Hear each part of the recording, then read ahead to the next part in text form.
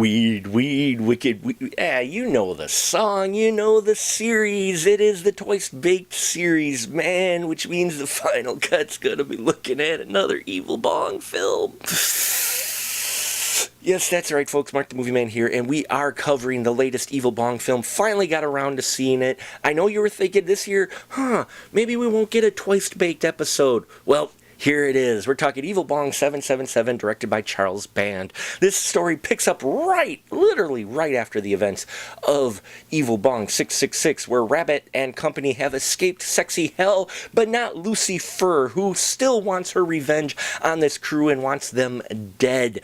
But unfortunately, Ginger Dead Man is in pieces, so while she's trying to figure out how to bring him back, she's also trying to get her revenge on Rabbit and company. So Rabbit and his crew of Faux Baddie and Gingerweed Man and Misty decide to go to Vegas, because where else are you going to hide out from someone who's in sexy hell? So when they go to Vegas, we see what shenanigans and misadventures they have there, all the while trying to avoid being killed by Lucifer and some of the minions that she concocts.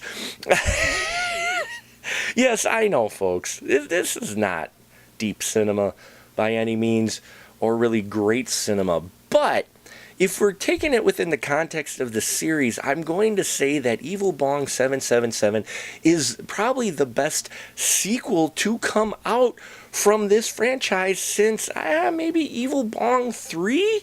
I mean, this film didn't quite have the so extreme product placement that we had in like 4 and 5. It actually had a story, a narrative. We had an arc for some of the characters in here. We had everybody being able to do something, and things moved along.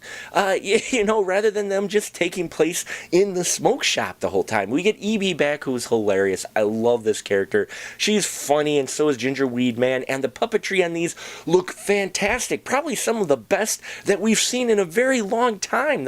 All the Puppeteer effects in here actually looked really good, even though they've got the compositive mouth on the puppet.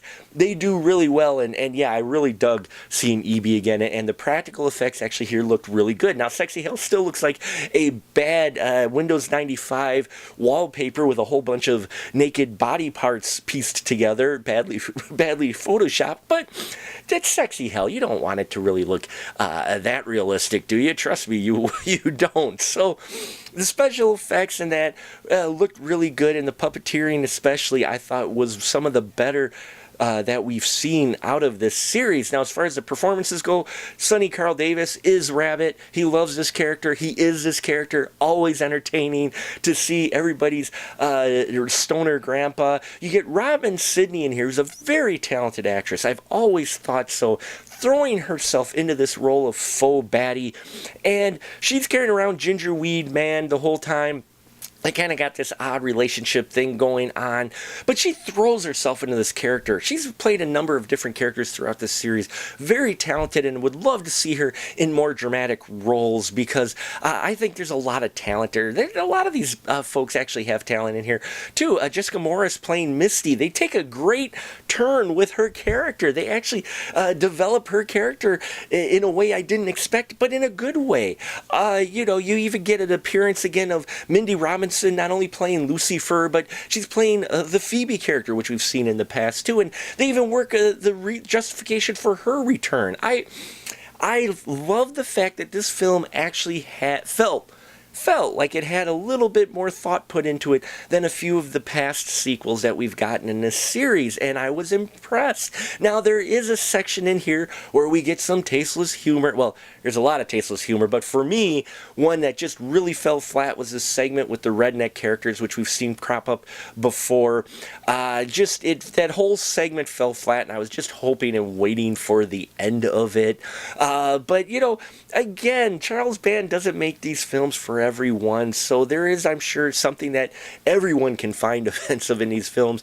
I found A lot of elements in here, though, much improved on from the previous films, including we only get one very explicit product placement, which is also kind of a surprise for the Charles Band films of past that we've seen. So overall, Evil Bong 777, probably one of the best entries in this franchise. If you're a fan of this series, I highly recommend you see it if you haven't already.